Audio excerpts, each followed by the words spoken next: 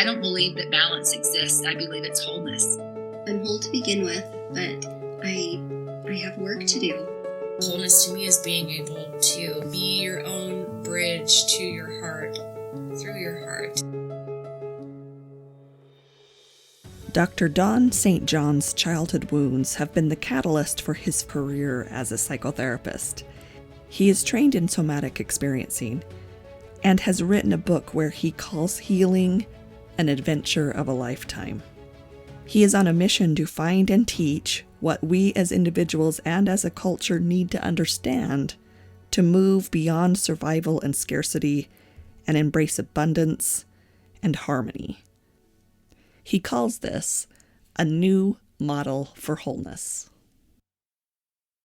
I had an unusually severe childhood. Looking at the traumas that I had, they were extreme. I mean, I'm not saying the most extreme because there are worse, I know that. But for example, I almost died at birth. My mother and I had a very close relationship, and she was violent, and she started swinging before I was a year old. Mm. And, technically, she had very, very poor impulse control and was a highly traumatized person. And she would lose it and, swing, usually with the back of her hand. But later on, by the time I was 8 or 9 or 10, it could be her shoe, a wooden spoon. And she uttered, vile epithets, to go along with the rage. So it was fairly uncontrolled. My father, on the other hand, was almost a non-entity. So I never really had the experience of there being a father force, a masculine force in my home. So when I entered adulthood, I was a mess, in many different ways. My energy was chronically low. I was getting migraine headaches about every 2-3 weeks, serious, severe migraine headaches. My relationships were not good. I won't go into details. Yeah. Mm-hmm. So, I realized in a moment. I was in the Air Force. I was about 20 years old. And was out drinking all night. That was one of my habits. And woke up in the back seat of my car. I was bleeding in my throat, from my throat. And in that moment, I knew I needed help. So, after getting checked out at the hospital and reassured that it was nothing serious, I merely burst a small vessel in my throat and I'd be fine, go home, take the day off. But I went to the Yellow Pages and I found the psychiatrist who worked on Saturdays. And that was the beginning. That was in 1964. So wow.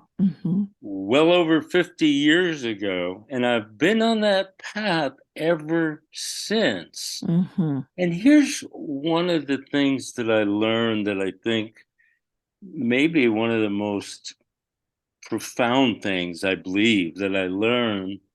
And that is that most of us, if not all of us, have been wounded to some extent or another. And that the healing journey isn't simply for those who have been seriously traumatized. It's for all of us. And what that means is to develop and experience and express our wholeness, the fullness of our being. And in a way, I consider myself very, very fortunate, because maybe, just maybe, if I was a little less messed up those 55, 60 years ago, I would never have begun. And it would have been a much, much more impoverished existence. There's another thing I believe that is true, that there is in each and every one of us a spark, spark of light, maybe a spark of the divine, depending on your own spiritual understanding, and that spark never gets destroyed. It never goes away. It can be buried in the deepest recesses of our minds, our beings. It can be, camouflaged tremendously, but it's there. And if we can begin to get in touch with that and begin to align ourselves with that spark, then it becomes a process for all of us of shining more of our light into the world, into our connections, Going back to 1964. Yes. What was that like? Was that to be able to open the yellow pages and say, I need help, and here's how I can, this is the way I'm going to go? That was unusual at the time, correct? I believe it was very unusual. Yeah. I don't know where the idea came from, but I knew I needed help. I mean, I knew that waking up at 5:30 or so in the morning in the backseat of my car, the way I did on that particular morning, was not exactly a healthy expression of, a 20-year-old in the world. So, it was like, okay, I'm going to the head doctor. Yeah. Right. And I expected him to give me a prescription, whether it was a verbal behavioral prescription, but, tell me what it is, tell me what to do. And, like going to your regular physician and him or her telling you to take 2 aspirin. And, I thought it was going to be like that. Yeah. Okay. And, one thing led to another. I finished college. I started taking college courses in the Air Force. And when I came out, I finished college, majored in psychology, got into a doctoral program at the University of Kansas in clinical psychology. And, one thing just kept leading to another. And I think I pretty well encapsulated it in my book. Because I talk about the importance of the body, a different perspective of the body, the importance of our psychology and our emotions, and our relational capacities, our ability to really be open and loving with another human being, and our spirituality. Yeah. Well, so I talk a lot about, we have in our library, we focus on the 4 bodies: mental, emotional, spiritual, and physical bodies. And a lot of the information that I feel or understand about these bodies, or about what they happened years ago, sitting on my couch in meditation, and just really feeling into that, just kind of getting into touch with these different parts of myself and other people. And I remember how, the biggest aha moment was this idea of the physical body, and how it was the communicator, maybe of even the other bodies. How did I know what my thoughts, feelings, what my connections, or what that felt like without those sensations in my body? It was, and it was almost just like there was an operator going, here's the making the connections.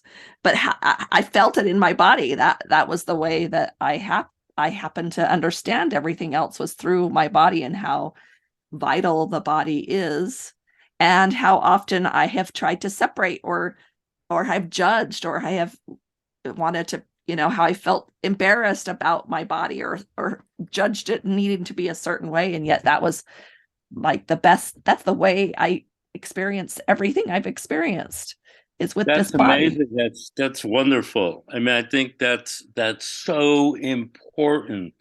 Mm-hmm. And as you were speaking, you were focusing on the connections to your body. Mm-hmm. And let me offer a distinction. See, I don't think most people realize the importance of what you just said. Okay. Mm-hmm. And it's Yeah. so important.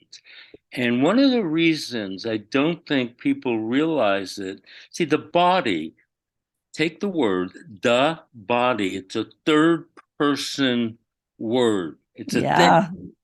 And it's a thing that we all, if you were standing in front of 100 people, they would all see the body. Mm-hmm. Okay, your body, the body. And about that, we could fill a huge apartment building with books, reflecting the knowledge of how much we know about the body. Mm-hmm. Okay? But there's another side, and that is your experience of your body Mm-hmm. from the inside. Mm-hmm. And that's the key. That focus on the body leads to it has to look a certain way, it has to be fit a certain way. Yep. It's all these external criteria that put people in jail. Mm-hmm. Yeah. They're really traps. Yes. It's like we almost value overcoming those things or controlling the body more than listening and allowing the body to tell us or teach us or show us what's happening. Yeah, exactly. See, that if we could shift that cultural focus to how are your connections to your body? Mm-hmm. How deeply can you listen to it, feel it, sense it? Okay. The pleasure of being in the body is Mm-hmm. awesome. Just Mm-hmm. walking down the street can Mm-hmm. be really pleasant. Yeah. Yeah. I love that. When you decided in 1964, did that have an effect on your Air Force? I have a son in the Air Force, and I just wondered, Yeah. was that difficult to be in the Air Force at that time and to seek help it that way? I know we're struggling with that currently, and I just Uh, wanted to ask you about it. no, it was my final year. I was in the Air Force for 4 years, and that was the Mm-hmm. beginning of my fourth year. But there was a very slight shift, Mm. especially in my interest. I started reading. Mm. I started reading psychology books, Mm-hmm. about psychoanalysis, which was much more popular back then. Mm-hmm. Um, but other than that, no, because I had a 9 to 5 job in the Air Mm-hmm. Force, Mm-hmm. and I went to therapy on Saturday mornings, so Okay. it didn't interfere. Uh, it was also during the Vietnam Mm-hmm. War, and I volunteered to go over, but my request was refused because of the work that I was doing, and it would have been difficult in that particular place that I was at to replace me at that moment. So I didn't get to go to Vietnam. I stayed in Florida for my last year, Tampa, and continued in therapy.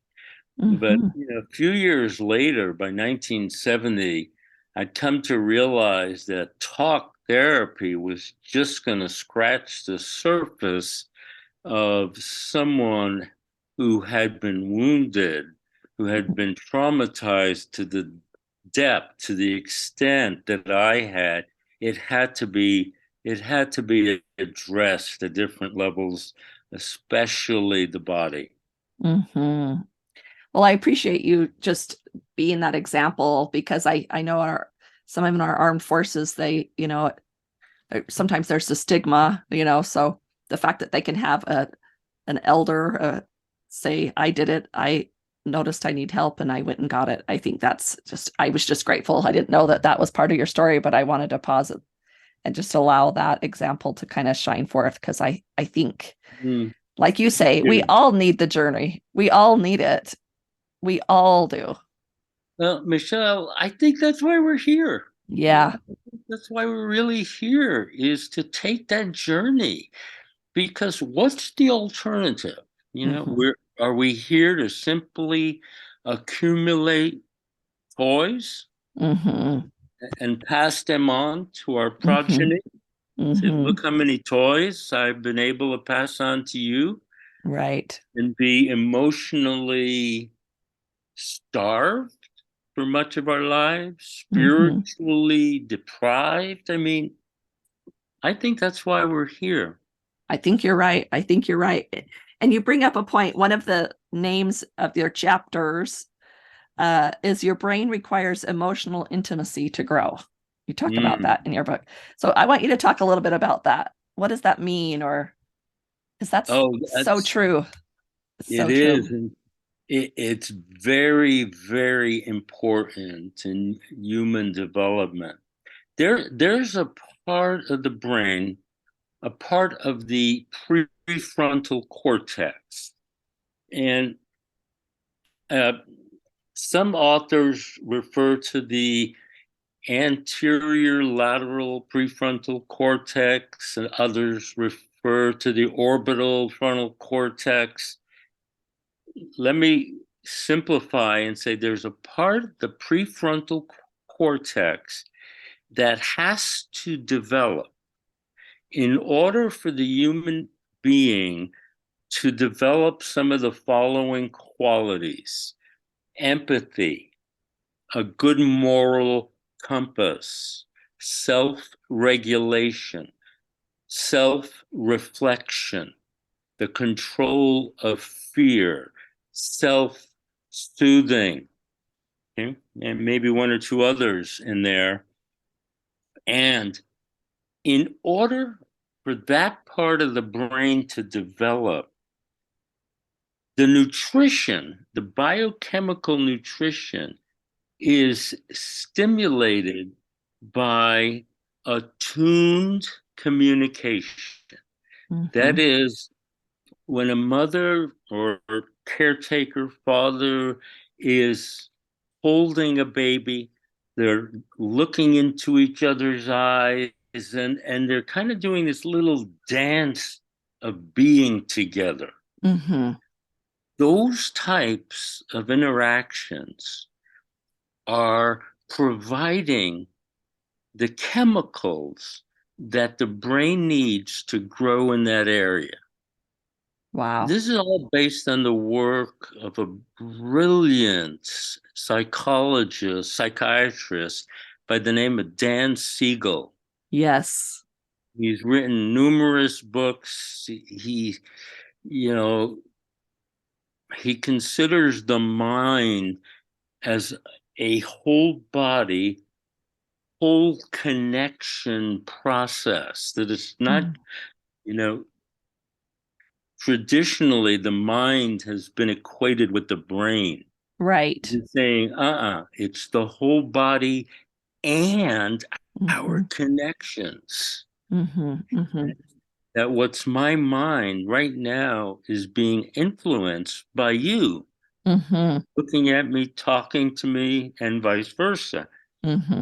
This is a brilliant expansion of the concept of mind. And he's the one who's developed this entire field called interpersonal neurobiology.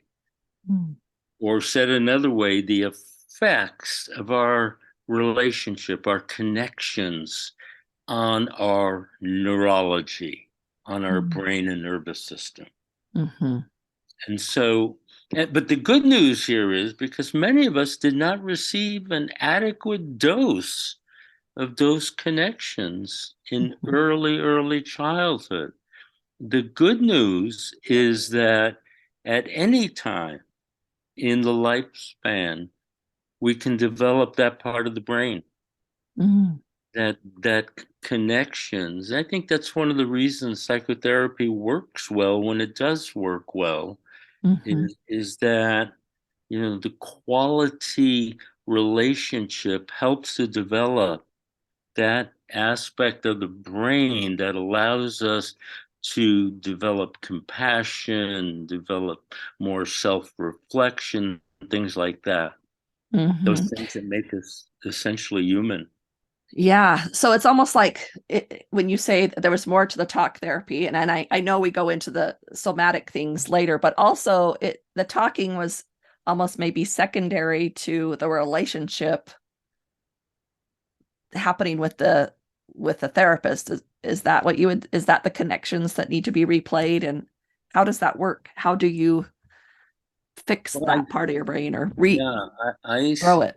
I believe in my experience as a therapist is that, the more powerful the connection, the more genuine that relationship can become, the more it's feeding the nervous system of the client and maybe feeding the therapist as well, but, definitely feeding the brain of the client to help grow those capacities. That emotional intimacy. Emotional intimacy. Yeah, Yes. I really liked that phrase. I thought that was really powerful because it's more than just the words being said. It's the energy going back and forth, and it's the vulnerability, and the vulnerability, and then it's the honoring or the validation of those vulnerabilities. Like that's what becomes super powerful in an interpersonal relationship where there's emotional intimacy. That's what it is. I think we need to stop and just underline those words that you just spoke, because I think they're critically important. And I also believe that it's not well understood. And I believe that too many people live their lives without that being part of their lives. Emotional intimacy, as you just described it, Michelle. And when that's lacking, I think the experience is of a haunting hunger. And I think that plays a big role in addictions. It plays a big role in most of the problems we face as a society, like violence, for example. The absence of emotional intimacy is needed throughout our lives. It's needed as an infant because the infant is nothing but vulnerability. Right. And the infant needs to be met in that way that I was speaking about earlier, with the tuned communication and connection. And as adults, we crave it, I can give you an example that's going through my mind. As I was learning some of these things and understanding, how important this attunement is, simple things like going to the store and I'm going to return something, and it's funny how I'm going to go to the store and I'm going to return something that I've bought. And both parties, me and the clerk, kind of go into these roles of like opposites, and there's really no war between us, but we almost go into these self-protective roles.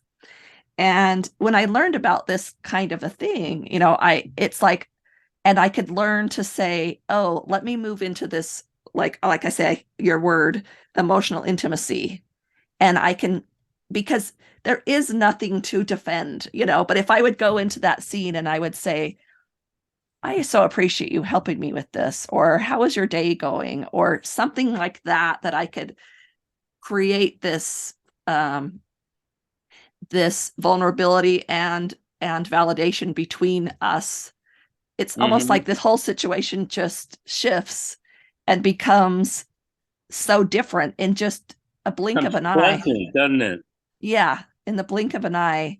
And what that taught me is not only, when I would go into that role, that's where it's showing up how I was missing some of that. That's where I it was in my face that I was, there was like I was trying to grab onto something or hold on to something or defend something that really just wasn't even there. And same with the other person, same with the store clerk. And yet, if we just take 5 seconds, 2 seconds, and move into that emotional intimacy, then we actually grow. And that's what you talked about. It's required for growth. And then we both leave that situation a little bit better human beings. And I think that's what getting the help within ourselves is. Then that's how it trickles out, and it helps other people. Just like you say, when we all go on that journey, we help others bring it by allowing emotional intimacy, not just needing it.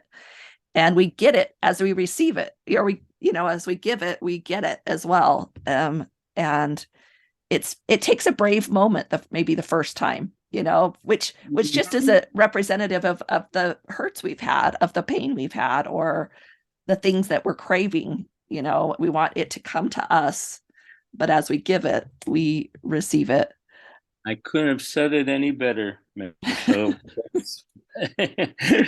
Very well said. It's so important. It's so simple. Yes. So simple. It's just a moment of kindness, that honors that we're connected. We're human beings. We're connected. We're not these isolated creatures in an isolated, disconnected world. And as you've probably heard, loneliness is now being considered as serious a risk factor for chronic disease as is smoking. Wow. Yes. Imagine. It's like, wow. And there's what you expressed, Michelle, is the antidote. You begin to give, you begin to reach out, not in order to get it back, because that'll get in the way. And paradoxically, you will get it back. Right. If the ability to do that is so locked down and so needing to be protective, then we go inside first, and we have some empathy for, then there's something that has gone on that's making me not be able to do that. Like there's something that's keeping me, barricaded from this ability to have emotional intimacy. And so if we can't go out with that kindness, then let's go in, get the help that we need, because it's not that there's something wrong with you intrinsically. Something happened, there was some kind of wound that is in the way. And so maybe we need to start internally, and that's okay too. Let's have that compassion. Let's have that emotional intimacy. Maybe it starts within ourselves. Absolutely. Because that's where we get into addiction, because it's like we don't know how to do it, so we just numb out in some other way, because we think we're supposed to. I mean, that makes sense. It's like, oh, I'm just supposed to be nice to everybody. And then to some people, that's oversimplified, but there's other things going on. Their nervous system has other things going on that prevent them from that, so it's a different way of looking at those kinds of things when you understand some of these. I don't know how new they are, but they're just kind of starting to become available to us, things like this somatic healing, through with Peter Levine's work. And I know you're certified in that. Is that correct? That is correct. Yeah, Yeah. it's been about 20 years since I've done that training. Wow. Wow. And yeah, do you feel like it's kind of just starting in the last few years to kind of get Yeah, more there was an understood? article in the New York Times, of all places, about somatic therapy, and Peter Levine's work was one of the methods featured in the article. Yeah, I think it's beginning.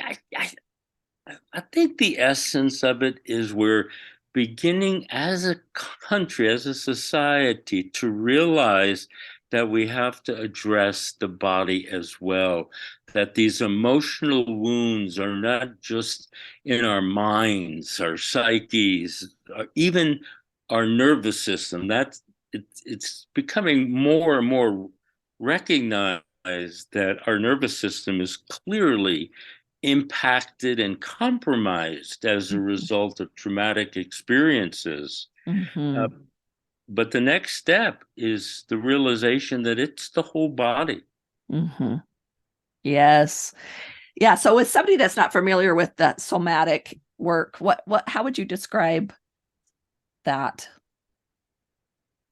Well, I think the essence of that, Michelle, is turning an individual's awareness to their body.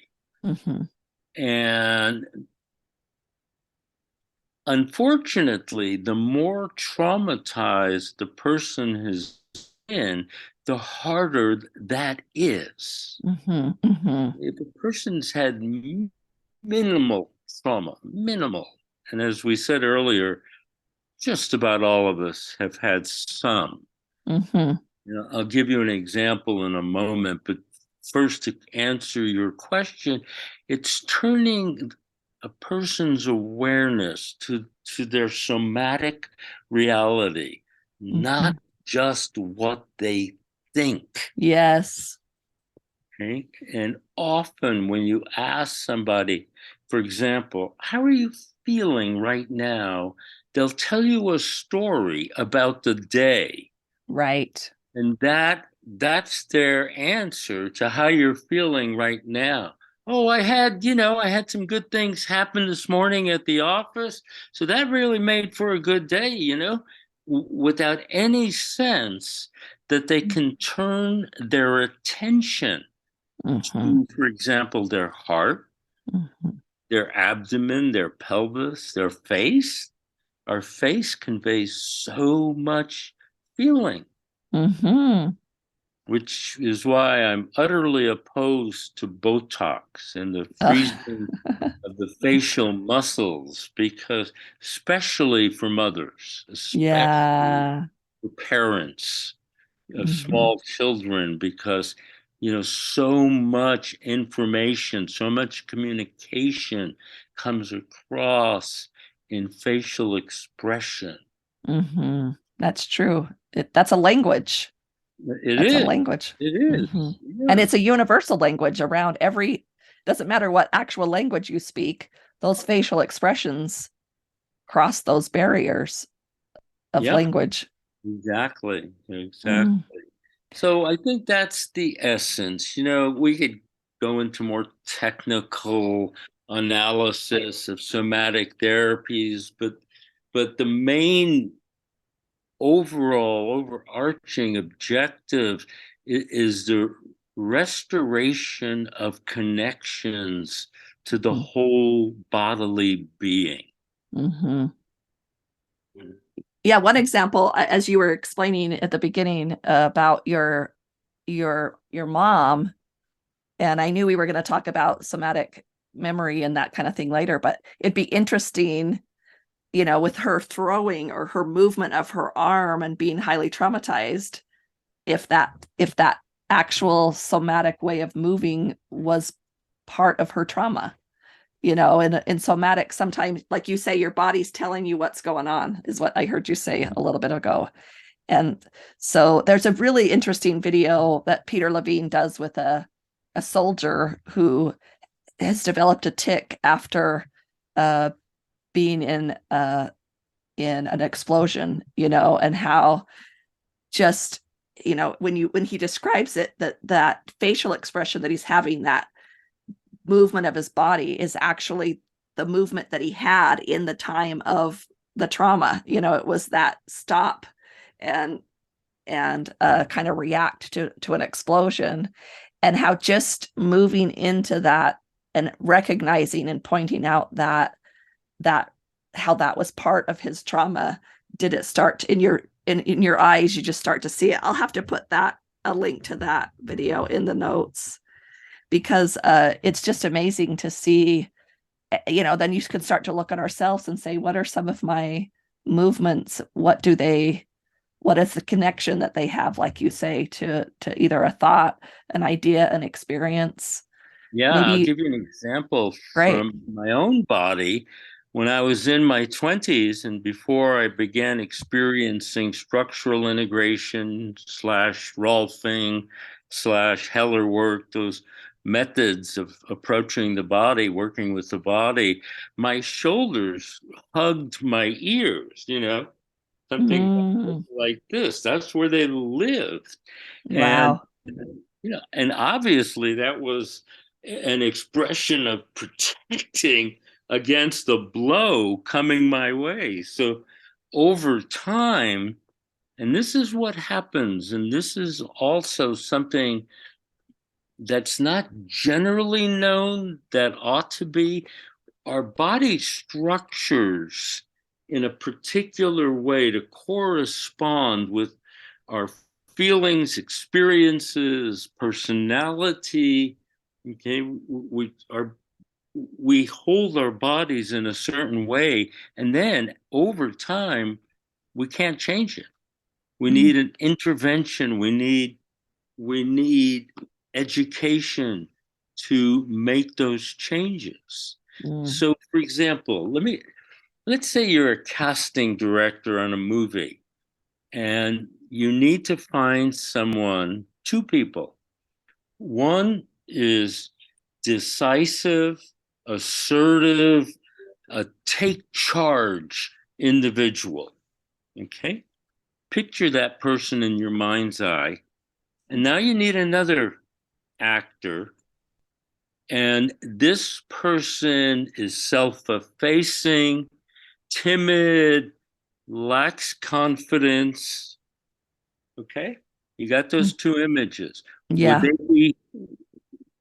Would they look different in their bodies when they walk into your office? For sure. Totally Right? different. That's exactly. And that's, what I mean by those internal characteristics are manifested in the body. The body reflects the being. And ideally, the body is fluid, it's flexible, it's strong enough. You don't have to be a weightlifter, but just strong enough to function in the world. In the second half of your book, and there was even a part 2, and you use the word wholeness quite a bit. In fact, every little section has the word wholeness in it. So I wanted to talk, I don't want to talk about your overuse. That's no, not for me, not for the Wholeness Network, but that's right. You start your shows with, you don't believe in balance, you believe in wholeness, right? Yeah. I like that when I listen to it. Yeah, I appreciate that. And so, so of course I loved it, but without having to give away everything about your book, because I want people to go get it. But tell us about that second part, that second half of your book. I mean, of course, I noticed there was the spiritual aspect, an emotional aspect, a mental aspect of wholeness. So it was all what what I eat up and love all the time anyway. But just a little bit of that part of your book, whatever you want to talk about, but about that wholeness. What's the difference? What was significant about using that word wholeness in those areas? Well, one, I think that's our direction. I think that's our purpose in being on this earth, is to evolve in the direction of wholeness. And when I think of wholeness, those four dimensions came to mind. In my first book, this is a revision of my first book. I simply put in, a chapter on each of those practices. Mm. In this book, I realized that, wait a minute, we've got four dimensions here that need to be acknowledged, because within each of those, there are numerous approaches that a person can utilize, that a person can experience to facilitate their development.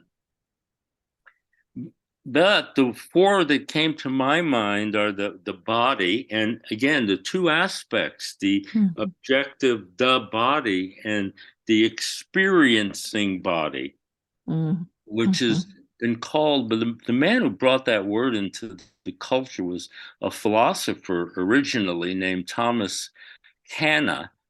And he brought the word somatic in, and he said the soma is the experienced body. It's the body from the inside, as we were talking about earlier. So this definitely for me is a dimension of wholeness. And then there's our whole psychology and our emotions, and they're all very much related, and our core beliefs and the decisions we made. And, we each have a whole system of shoulds and should nots, thou should never, blah, blah. And they vary in terms of coherence, life enhancing versus life negating.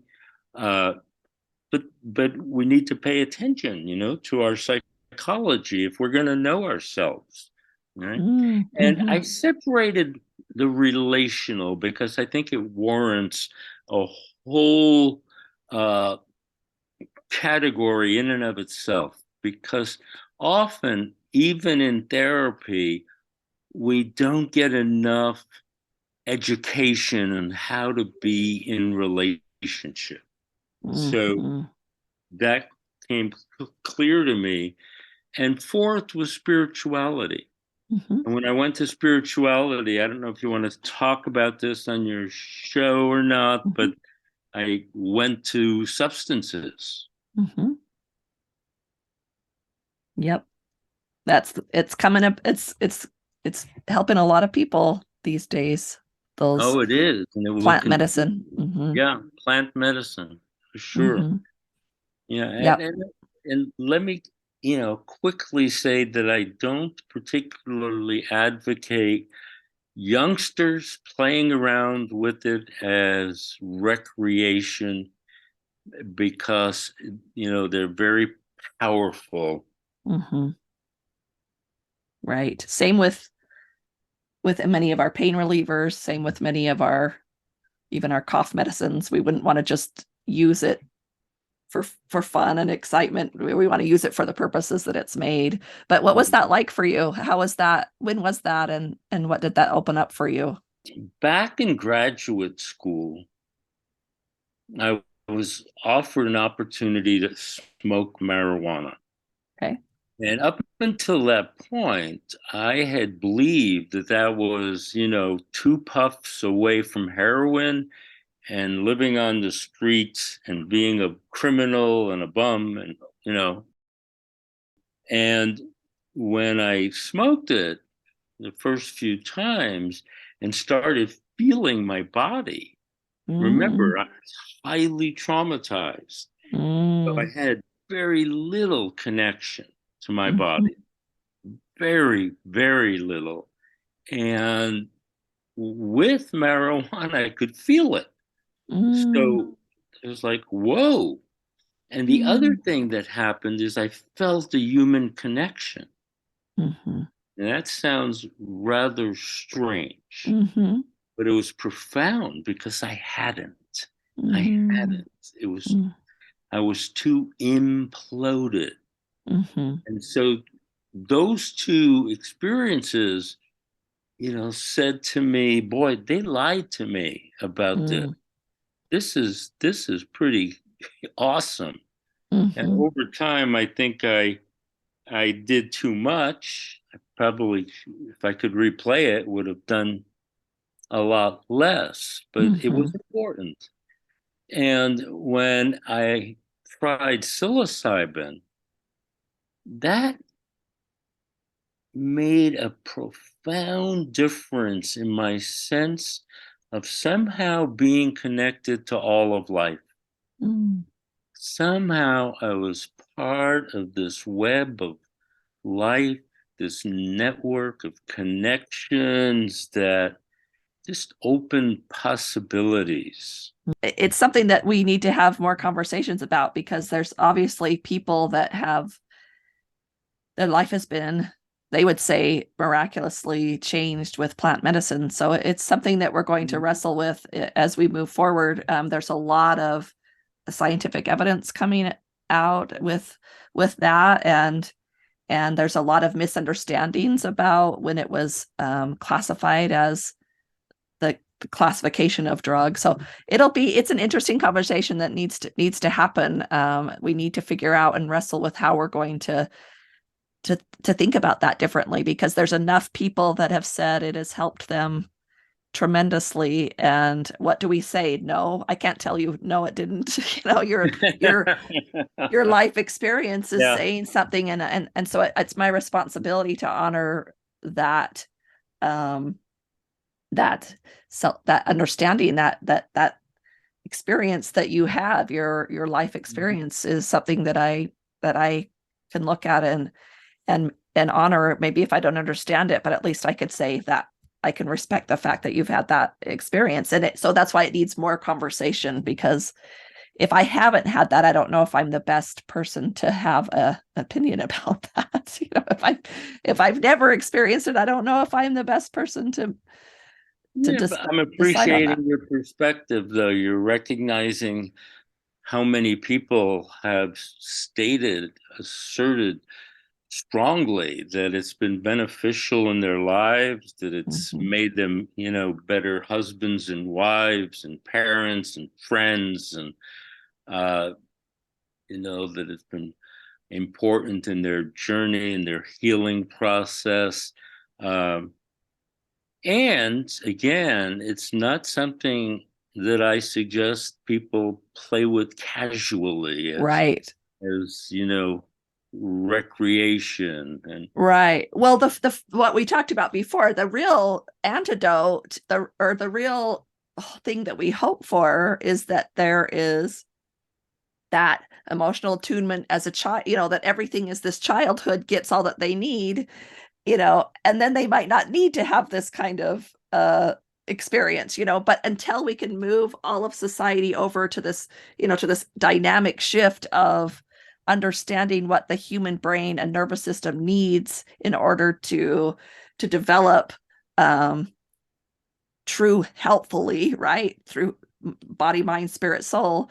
This is maybe one way we can move our society into a way where we have the capacity to raise our kids wholly, not perfectly. Everybody's going to have their challenges. Like you say, I think we're here to grow and learn, but there's a lot that we now know about what children need, or maybe even human beings need. And we need to have the capacity to give that to them. So there's got to be some bridge from here to there, and then we can start growing in a better way. But we kind of need some kind of bridge for some people. And like you say, when you're disembodied, how do you tell somebody to embody when they've never experienced that before in their life? No amount of talk is going to do that. Exactly. It would be like attempting to tell someone who comes from another planet where there's no water, right, what it feels like to take a shower. Right. Yeah, so these are the things, like I say, we got to wrestle with that, because I agree with you. There's a difference between recreational, but we need to bridge this gap that we're missing in all good families and all good, and all good areas and all good people. We're meaning well. We just haven't had the education or the understanding of the development that's needed. And we're not supported by our culture. Right. Right. And we can't just say, okay, now do it if you've never received it. Yep. It's a thought. It's Sure. an idea. It's a conversation. Yeah, it's a conversation. A good one. Well, tell me what your definition, or what do you think of, or what is your definition of wholeness? Well, first, let me say that it's not a place that we arrive at least in my experience. I would never say, I'm there, I'm whole, I'm complete. Okay. That it's a direction. And it's a direction towards claiming, embracing the fullness of my identity. Give you a short story to highlight that. Once upon a time, a pride of lions got caught in a big storm, and a little baby lion got lost. That lion was found, the baby was found by a herd of goats who came along and took this little baby lion and raised it as a goat. And the baby grew and learned to bleat like a goat and walk like a goat and eat like a goat, until one day this old male lion came along and saw this, and he took that now young adult lion by the scruff of the neck, took him down to the river, and had him look at his reflection. And the lion realized that it was not a goat, it was a lion. And now he had to learn how to be a full lion. I think that's one of the directions of wholeness, Michelle, is that recognition that who we thought we are is just so much smaller than who we really are. And are we willing to embrace that? That's one direction of wholeness. Another direction of wholeness is to recognize that we're the authors of our lives. You know, we're the ones who write the narrative of our lives. Do things happen to us? Absolutely. Do we write the story the way just about anyone would write the story if the conditions were the same? For sure. You know, if you at 18 months experienced what I experienced at 18 months, chances are you'd be writing the same themes of unworthiness, etc., etc. But, and that recognition that I write the story, you know, allows me then say, and I keep writing it. I'm writing it right now. And I can, you know, say with sincerity that I would never wish my childhood on anyone. And I wouldn't change a thing. Paradox thinking, as you said in one of your podcasts that I listened to recently. Paradox thinking, right? To be able to hold both. The complexity, but I'm the author. I'm still the one writing it. And the third direction of wholeness, you know, is connection. Really be connected more and more, you know, to life, all of life. You know, to the source of life, however you may conceive of that, the source of life. Feel empowered every day with wholeness videos, meditations, downloads, classes, and more by joining the Wholeness Library at thewholenessnetwork.com.